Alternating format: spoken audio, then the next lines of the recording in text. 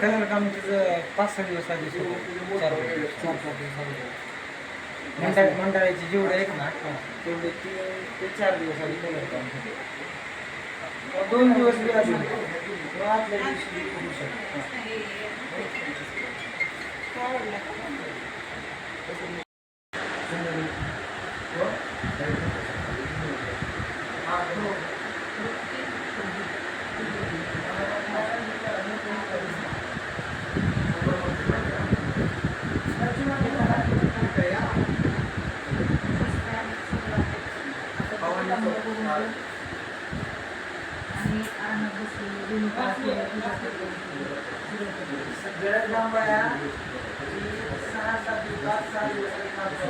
मंडळाची जेवढे अमरावती आता सध्या ट्रेन अमरावती माझं नाव ओंकार सुरेश भांगे, राहणार धाराशिव. किती वर्षापासून आपण व्यवसाय करता आहात? आता हा व्यवसाय आमचा 4थी पिढी आहे माझी. जवळजवळ एक 40-50 वर्ष झाले आमचं चालू आहे व्यवसाय. काय सध्या म्हणजे गणपतीची ज्या मूर्ती बनवणे चालू आहे त्याचे काम कुठपर्यंत आले, कुठल्या स्टेजला आहे आता? आता अंतिम टप्प्यात काम चालू आहे. कस्टमर व्यापारी आहेत आमच्याकडे 40-45 व्यापारी झालेत. ते आता घेऊन जातील. एक राखी पौर्णिमा झाल्यावर चालू होते न्यायला. आंध्र प्रदेशात चालू आहे माल न्यायला, घेऊन जाते.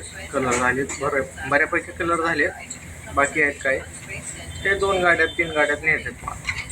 साधारण कुठल्या कुठल्या राज्यामध्ये आणि आपल्या महाराष्ट्रामधल्या कुठल्या कुठल्या जिल्ह्यामधून मागणी असते आपल्या मूर्तीला? राज्यामध्ये तर महाराष्ट्र, कर्नाटक, आंध्र प्रदेश आणि महाराष्ट्रात भरपूर ठिकाणी माल जातो.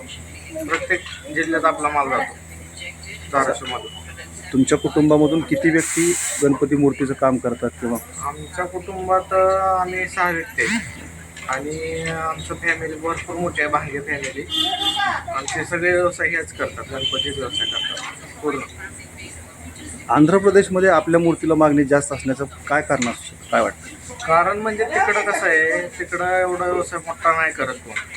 आणि इकडली फिनिशिंग आणि कलर काम हे भरपूर चांगल्या प्रमाणात आहे आणि मागणी जास्त आहे, त्यामुळं आम्ही एवढा व्यवसाय मोठा केलेला आहे. साधारण यावर्षी कुठल्या गणपतीला मागणी जास्त आहे किंवा आकर्षकपणा कुठल्या गणपतीचा असं काय? यावर्षी कसं आहे, राम मंदिर झाल्यामुळं रामाची मूर्तीला मागणी जास्त आहे आणि काही कारणास्तव पण आहे.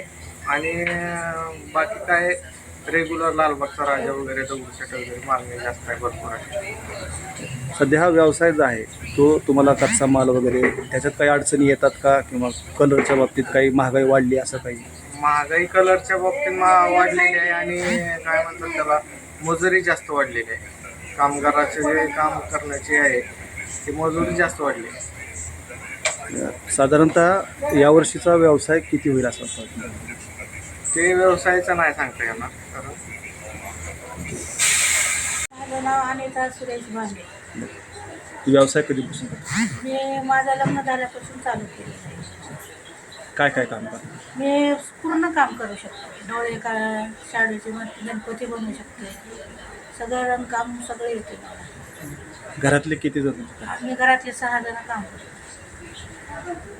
काय वाटतं गणपती बनवल्यानंतर काय थोडंसं गणपती मूर्ती बनवल्यानंतर स्वतःचं काय आत्मिक छान आनंद? वाटते ना गणपतीचं काम केलेलं. आपल्याला देवाची मूर्ती घडते, प्रत्येकाला पूजाला मान मिळतो. गणपती घेऊन जातात, ते आमच्याकडं चांगलं वाटते. आमच्या घरात आले गणपती बाप्पा, ते आमच्याकडून घेऊन जातात. खूप छान वाटते आम्हाला. गणपतीची सेवा आम्ही करतो. गणपतीसोबत गौरी लक्ष्मीचे मुकुट वगैरे आपण बनवतो. पण करते, हां विकते ना, पण ते पण विकते.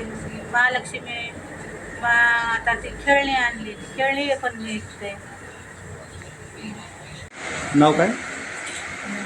तामाणे. आपण गणपती भांगेंच्याकडे गणपती पाहताय, गणपती पाहण्याला खरेदी करण्यासाठी काय वाटतं इथल्या आकर्षक मूर्त्या वगैरे भेटले काय? मी नेहमीसाठी यांच्या आजोबापासून गणपती खरेदी करते आणि मला खूप आवडतं गणपती यांचे शुभशुभ वगैरे व्यवस्थित असतात सगळ्या. आणि नवीन नवीन पण त्यांनी दरवर्षी बदलून मूर्ती करतात.